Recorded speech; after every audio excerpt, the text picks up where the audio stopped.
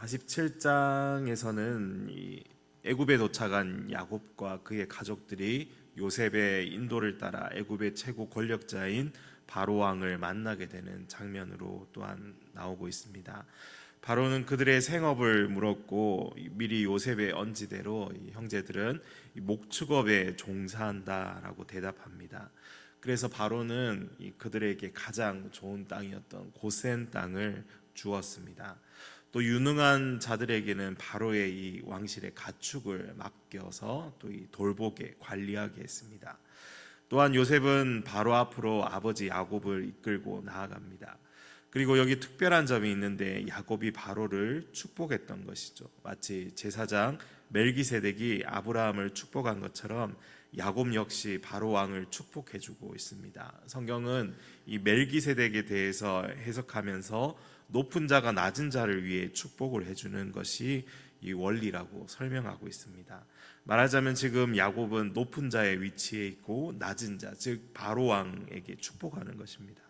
사제가 평민에게 축복을 해주듯이 그런 모습을 보여주고 있는 것입니다. 그의 신분과 그의 위치로 보면 사실 바로 왕에게 비교조차 될 수 없는 그런 세상의 간극이 발생합니다. 그러나 야곱은 하나님의 백성, 하나님의 나라를 대표하여 세상의 나라인 바로 왕 앞에 선 것이나 마찬가지죠. 그러니 이런 영적 우위는 야곱이 그 손을 들어 바로를 축복할 수 있는 힘이 된 것입니다. 이것이 말년에 야곱이 가진 그의 신앙의 믿음의 형태였던 것입니다. 자기가 섬기는 하나님은 세상의 애굽의 어떤 신들보다 크신 분이심을 믿고 인식하고 있었던 것이죠. 이런 하나님을 평생 동안 의지하며 살아왔기에 야곱은 바로 왕일지라도 축복할 수 있었던 것입니다. 이러한 신앙의 원리는 오늘 우리 삶에도 마찬가지일 것입니다. 우리 역시 세상 앞에서 그 누구보다 영적 우위를 가지고 살아가는 하나님의 백성들임을 믿습니다. 성경은 성도의 모습을 이렇게 말씀해주고 있습니다. 근심하는 자 같으나 항상 기뻐하고 가난한 자 같으나 많은 사람을 부요하게 하고 아무것도 없는 자 같으나 모든 것을 가진 자라고 말씀해주고 있는 것이죠. 오늘 하루도 이런 왕 같은 제사장으로 거룩한 나라로 살아가는 우리 모두가 되기를 소망합니다.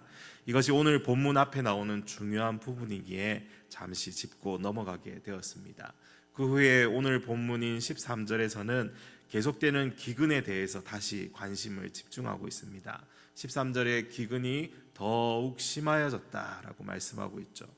7년간의 풍년과 7년의 흉년이 이어지면서 14년의 세월이 흘러가면서 그 피폐함은 이루 말할 수 없을 정도로 심각했고 모든 사람의 경제와 생활에 타격을 입히게 되었습니다. 그래서 사실은 애굽 땅이 어떤 땅입니까? 나일강이 범람하는 아주 유리하고 좋은 이러한 풍토가 좋은 이 지리적인 조건 속에서 항상 풍요롭게 살았던 이 애굽인들입니다. 그런데 그런 애굽인들마저 계속되는 심각한 기근을 버틸 수 없게 되었음을 말씀해주고 있습니다. 애굽이 이럴진데 가나안 땅은 말할 필요도 없을 것입니다.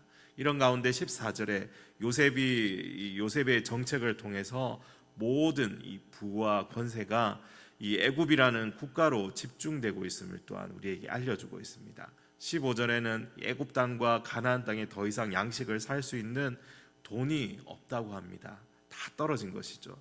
애굽 백성들이 요셉에게 그래서 이제 수중에 남은 돈은 없고 어떻게 할 수 없어서 요셉에게 몰려왔습니다.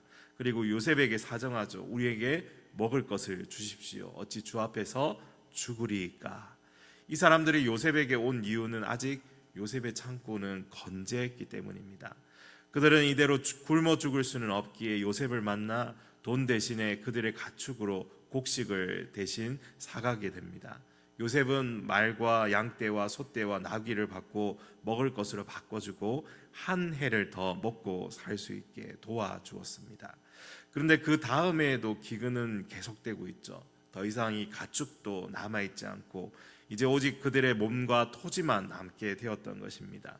결국 애굽인들은 최후의 선택을 내립니다. 19절에 그들의 몸과 토지마저도 요셉에게 넘기고 그들은 바로의 종이 되는 길을 선택하게 됩니다. 오늘 이 본문에서 우리가 볼 수 있는 이 교훈이 무엇입니까? 이 짧은 본문을 통해서 우리는 요셉이 펼친 정책과 애국 왕실의 권세가 어떻게 강화되었는지 먼저 살펴볼 수가 있습니다. 지혜자 요셉을 통해서 애굽은 구원을 받았습니다. 만약 이 요셉이 없었고 바로의 꿈을 해석할 수 없었다면 애굽과 가나안은 아마 멸망했을 것입니다. 마치 그 고대 아틀란티스라는 나라가 전설로만 남아 있는 것처럼 애굽도 어쩌면 전설 속에 남은 그런 나라가 되었지 않을까, 그런 또 상상을 해보게 됩니다. 하지만 하나님께서 보내신 믿음의 사람 요셉을 통해서 온 애굽이 생명을 보존하고 아주 강력한 통치권을 가진 나라를 이루게 되었던 것이죠. 애굽의 모든 땅은 바로 왕의 소유라는 인식은 이미 이전부터 있었습니다. 모든 것이 이 왕의 소유라는 개념은 이미 애굽에도 널리 퍼져 있었던 사실이죠. 그렇지만 이렇게 실제적으로 완전히 이 왕의 실소유가 되는 일은 사실 전무후무한 일일 것입니다. 하나님께서 요셉을 통해서 역사하셨기 때문에 이러한 일이 일어났음을 우리는 생각해 볼 수 있는 것이죠. 그래서 앞으로 더욱 강력해진 애굽에서 이제 400년 동안 이스라엘 백성들이 어떻게 이 무럭무럭 자랄 수 있는 이 기틀을 마련했다고 볼 수 있는 것입니다. 이 70명이 애굽에 이스라엘과 그의 가족들이 70명이 내려가서 수백만 명으로 늘어가도록 이스라엘이 나라를 이루어 가도록 하나님께서 이렇게 인도하고 계시는 장면을 우리가 볼 수 있는 것이죠. 하나님께서 세상의 역사를 주관하시고 그 모든 것을 통해서 이 하나님의 나라, 하나님의 백성을 위해서 움직여 가신다는 사실을 우리는 여기서 또 한번 발견할 수 있는 것입니다.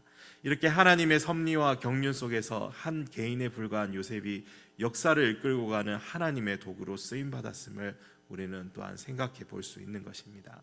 이렇게 하나님의 나라와 하나님의 백성을 위해서 세상의 역사를 주관하시는 하나님이 계십니다. 하나님은 그들이 나라를 이룰 정도로 인원이 많아질 때까지 그 하나님의 시간에 애굽에서 이끌고 나가서 가나안으로 인도하실 이 계획이 있었던 것이죠.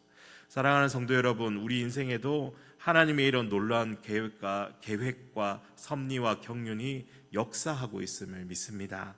우리가 살아가는 이 삶의 현장에도 이처럼 하나님께서 인도하시고 주의 백성들로 번성하게 하시고 끝까지 선하신 길로 이끌고 가신다는 사실을 이 믿음의 눈으로 오늘도 바라볼 수 있는 우리 모두가 되기를 소망합니다. 오늘도 우리에게 주신 그 사명을 기억하고 또 하나님이 하시는 일에 동참하고 동력하고 하나님께 날마다 쓰임받는 인생이 되어서 많은 선한 영향력을 우리 주변에 남기고 많은 사람들을 옳은 대로 돌아오게 하는 우리 모두가 되기를 소원합니다.